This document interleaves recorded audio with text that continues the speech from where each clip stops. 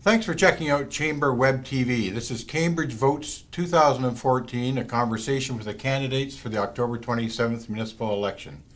I'm Brian Butcher. I'm Vice President here at the Chamber, and today it's my pleasure to sit down with Rick Cowsill, running for councillor in Ward 2. Yes. Rick? Yeah. Welcome. Thank you. Nice to see you again. Yeah, thank you so much for the opportunity and for the folks that are listening and checking in. That's great. You have like 4 people running in your ward, is that I understand there was actually up to 5, and then one gentleman decided to step down. right? Because of business commitments and what have you. So there's 4 folks running, yes. Well, it's officially underway now. Are you having fun? Yeah, it's always a good time of year in this sense that you get out and say hello to folks. You don't meet all of them, unfortunately, but it's a good time to get out and say hello to the people of the community, and that's critically important for anybody that's running for election, to say hello and listen to some of their concerns if they have them, and work from there.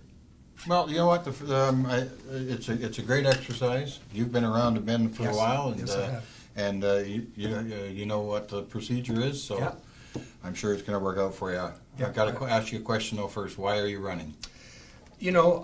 I've been around for several good years. I've been able to accomplish, I believe, quite a bit for my ward, for the Hespeler area, for Cambridge. But there's still a few things that I have yet to get finished. And that's the reason I threw my hat back in the ring. Some critical things that I want to see completed, especially one of the things I initiated, and that's the streetscaping program for the village of Hespeler. That took a lot of convincing to council to spend the $3.5 million to get that happening.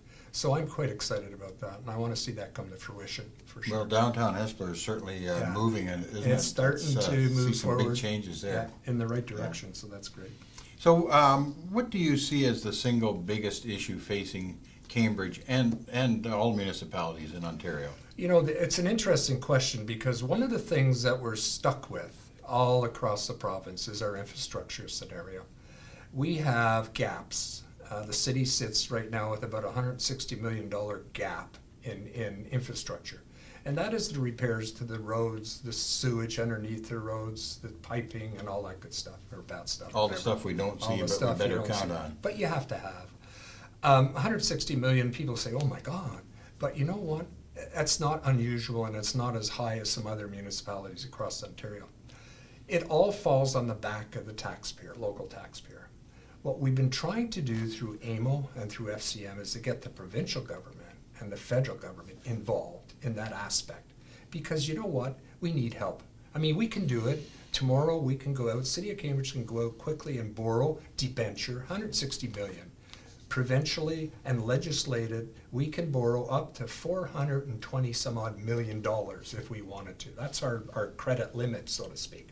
But you know what? That would all fall on the back of the taxpayer. Yeah, we have to pay for it sooner or later. Yeah, can you imagine going to the taxpayers of Cambridge saying, hello, there's a $160 million debt, and now we're going to charge that to your taxes. Yeah. I can't do it. So what we've been doing is doing it over a 10-year period and trying to get it caught that way. But it would be fabulous if we could get assistance through the provincial and federal government. And I think all municipalities think that way. So that's one of the issues we need to deal with at AMO and FCM. It's worrisome, Brian, it's very worrisome, because that's a big hunk of money. Yeah. Yeah. Okay, so you've been around your ward a long time. You're out knocking on doors, I'm sure. Yep. What's the biggest issue in your ward? There's several, there's a couple. I think one of the ones that worry me the most is the safety aspect, and I have an area up on Ellis Road and Town Line Road, which is part region, part city, and it also encompasses Pushlands Township, where people trying to get out onto Town Line to get over to one of the roads that take them the back way towards Toronto, the mist, to get away from the quagmire that sits at the 401. Yeah. It's so difficult for them to get out and on, and thank goodness we haven't had major accidents. So that's one area I have to work on if I'm elected, and it's to try to get some sort of traffic lights, something in there that's going to help traffic calm and get people in and out. That's one of the issues. The other big issue, believe it or not, in my ward, I have 51 cul-de-sacs. And when it comes to snow removal, they're the last to get done. Sure. Well, we have to make adjustments there. And I have a plan that I'll be presenting to council and to staff on how to deal with that issue. So that's two of the major issues. I think the other is definitely parking. Overnight parking and parking in plans of subdivisions, it's frustrating as can be. Yeah. We're allowing these houses to be built because of the places to grow legislation, and parking has not been taken into consideration. So these are three areas that people are concerned about. I'm sure there's more. I know my opposition will say, you know what, we're not getting our share of all the tax dollars that's being spent. You think of Drayton Theatre, and you think of now the big argument on the plate is the post office. Why aren't we getting that in Hespeler? It's really interesting to see that per capita spending in the city of Cambridge, Hespeler has had the most over the last 5 years. Really? We've spent in the last 5 years for Hespeler over $44 million, and that encompasses roads, playground areas for new playground areas for the kids. We've looked at other things such as the Boxwood lands for our economic development. Yeah, we've come out ahead than all the other committees. Now, it hasn't been big major projects. We haven't had a mini Drayton Theatre come into Hespeler, but the reality is what has been spent on stuff we needed to get done. So yeah, we've done okay. Well, that's good. Well, that kind of brings the next question up, and that is your ward. Your ward is important, of course, but you're also a councillor for the entire city. And the chamber, to be quite honest with you, is looking for people with big, bold ideas. Yeah. That's going to lead us forward for the next 4 years. So I got to ask you, do you have any big, bold ideas that you'd like to comment on? Two I'd like to throw on the table, and I will be when elected, and that is council as a team never does put together a strategic plan. They don't have a strategic plan. They listen to what staff have and what staff want, but they don't sit down and say, here's what we want. Okay. So I'd like to put together a concept which would be a strategic plan covering 4 elements. Basically, affordable housing, we'd have to look at that, okay? Traffic infrastructure, our traffic is becoming huge, and we have to look at doing something. Recreation, our arenas are getting old. We need to think about that multiplex or what have you, but we have to hop on it now. We can't let it go down the road. It's got to happen. And then finally, I want to see a concept which I call the business cluster development, and that is in our core areas. In our core areas, Hespeler, Preston, as well as downtown Galt, if you looked at the accommodation where there's businesses underneath, but upstairs a lot of empty floor space. Why can we not look at creating an opportunity for the small business folks in that area? Even if it's a small business person in business right now. Mm-hmm. Council can go to a developer and offer what they call a TIG, which is a tax incentive program. Why can't we look at doing something similar to the small business folks in town to get their businesses growing so that they can hire more people, create employment, and create some great economic development within our city? So that's the 2 areas I'm going to be pumping, and I don't know if they're big and bold ideas, but I think it's something that will be a major benefit to our city. Well, it certainly sounds like it, and certainly anything to inspire economic development is something the chamber is happy about. Yeah, I think so. Okay, kind of quickly, you know that the chamber opposed the LRT. More particularly, we oppose the idea that we get to pay for it, but we don't get it in Cambridge, or we don't get the rail at any rate. But that battle's over. It's what's done is done. But we're thinking maybe there is hope that Cambridge could, with a little bit of out-of-the-box thinking, build a strong case for the need here. How do you propose to move forward in the best interest of our community? I struggled with the question. I really struggle with LRT. As far as I'm concerned, it's designed for a big city. The Torontos of the world, the Hamiltons of the world. For the life of me, the first thing we would have to try to do is educate the folks that drive cars every which way. If I look at the city, if I look at the North End, which is the Hespeler area of Cambridge, a good part of the folks that live there now are commuters. They commute daily to Toronto, or wherever, Mississauga, what have you. And even from the south end of Cambridge, they commute daily. So the question is, would LRT even be useful in our city? We need to make sure that we get some sort of transportation system set up that's going to accommodate the demographics that are changing. Our senior concept is growing, and here the region takes away important bus routes and what have you for our seniors. So we got to think about that. Now, will the LRT accommodate that? I struggle with it, Brian, to be very honest with you. I don't know if we should be spending the money there instead of spending the money elsewhere. So personally, just Rick Cowsill's concept at this stage, without doing a whole pile of research, I don't think we need LRT. I honestly don't. But we get to pay for it. Yeah, I know that. It's so unfortunate. Aren't But we can you lucky? imagine if we had it here now? So it would take us from Cambridge up to Kitchener, downtown Kitchener, and then from there to Waterloo. I think most of the people are more interested in serving their home base, and it would be good to have something that would take us from Hespeler down to downtown Cambridge, Hespeler over to Preston and back. And if that is an LRT concept, fine, I'm supportive, depending on dollars and cents. Yeah. But I really got to question if we're really in need of something like that. Okay, well, along a similar line, there's been a lot of news about the GO service. Kitchener has limited, one train to Toronto in the morning and one back at night. Yeah. And the province, the premier has committed to two-way all-day GO train for Kitchener. Yeah. Cambridge has been fighting the GO train battle for decades.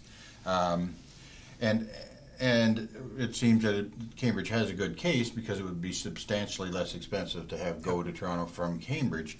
But if we had GO service, what benefits do you see for Cambridge, or how do you feel about GO, or do you oppose that initiative? No, no. I'm very much in favor of the GO concept, GO train concept, because there's an awful lot of residents that live in my ward that would, I think, hop on the train, so to speak. It would be a lot easier for them to maneuver from home to Toronto and back in the evenings. I think it would create some great economic development opportunities for the city. I mean, there's new businesses that would probably want to move up here because of just the amenities that they would have.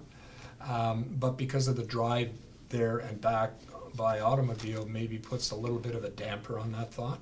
Whereas if there was a GO train concept coming into our city and leaving, it would be a major benefit.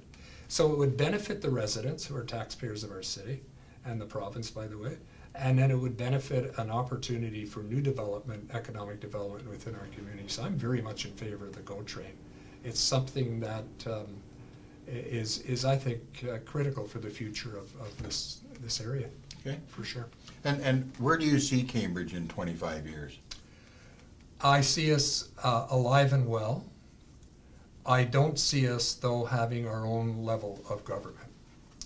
I honestly believe that we will become a total regional government. Cambridge City Council will disappear. And I think the province is going to lead in that direction. Brian, right now, we're over-governed. Let's be honest. We have 4 levels of government. We have the federal, the provincial, the regional, and local. And I believe that the province, who oversees the local government, has an opportunity to change that completely. So within the 25-year period, I honestly feel Cambridge will be doing okay, but we'll be under total regime now of the regional government, rather than having our own mayor and councillors and stuff like that. Right. Scary proposition, probably, but I think that's what's going to be happening. Okay. Okay, so quickly at the end here, I think most people are aware now that Cambridge, for the first time, is going to have online and telephone voting available. Yeah. So you don't have to trek out to the poll on the 27th of October. You can, Yeah. and a lot of people will prefer to Yeah. mark the paper ballot. But from the 11th to the 25th of October, they'll have the opportunity Yeah. to go online Yeah. or by telephone. All they need is their voter card, Yeah. and they'll be able to vote. So that's a new development that promises quite a bit of change, actually. Yeah. I'm just wondering, how do you feel about online voting? You know, at the beginning, I was probably the only councillor that did not support it. And the reason being, I was very concerned about the security side of things. Because what we had in front of us at that point in time, it was lacking in the way of what security there was available to protect the individuals that are running for council out there. You know, there's some very smart human beings when it comes to high-tech stuff. Yeah. And you know and I know that the hackers of the world can really do a wonderful job. I've listened to our clerk. He's now going to be start making presentations, which I'm going to attend because I still haven't seen enough information to say to Rick Cowsill, I feel good about it. Yes, there will be some benefit for sure to the mom and dad, that taxpayers that want to vote.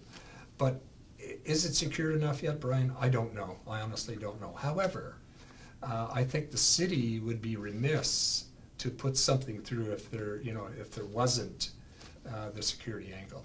When I seen Kitchener not going for it, Waterloo not going for it, I thought to myself, what's wrong here? Something's not right with this picture. And that's one of the reasons I did not support it. Not that I don't support, the high-tech concept. I'm into it myself, Facebook and all that good stuff. But the reality of the day is I just worry that the security angle may not be there enough yet. We'll see. Yeah, I can understand that concern. I mean, it's 2014, we have to move forward. Yep. It's time to do it. Hopefully, it will be without a glitch I hope. or too many glitches. Yeah, well, and at the end of the day, if there's too many glitches, because there's arguments about that there was a lot of glitches last time in the election, and which I don't recall seeing too many, but anyway.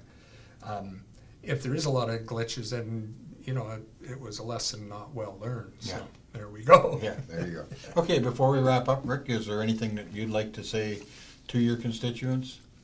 In all fairness to everybody that's coming out to elect, I've been around for a while, and one of the key things that I've always attempted to do for my constituents is to keep in touch with them on a regular basis and to get back to them on any issues that they have. And I think my reputation for that has been well received. So all I'm going to say is this: I do have concepts. You'll be seeing my literature coming around. It's starting to hit the streets now. If you need help in any way, I would ask you to make contact with me, either through my cell phone or through my my home-based office. And I would ask you to come out and vote, and I know you will. Hespeler always does. Thank you. On that note, you have lots of opportunity to vote this time, again with online and telephone voting from the 11th to the 25th of October, and of course at the polls on the 27th of October. For more information, you can go to cambridge.ca/vote 2014. Whatever you do, get out there and vote. Here, Rick, here, thank you very much for Thank being you, here. sir. Appreciate it. Nice being here. Yeah.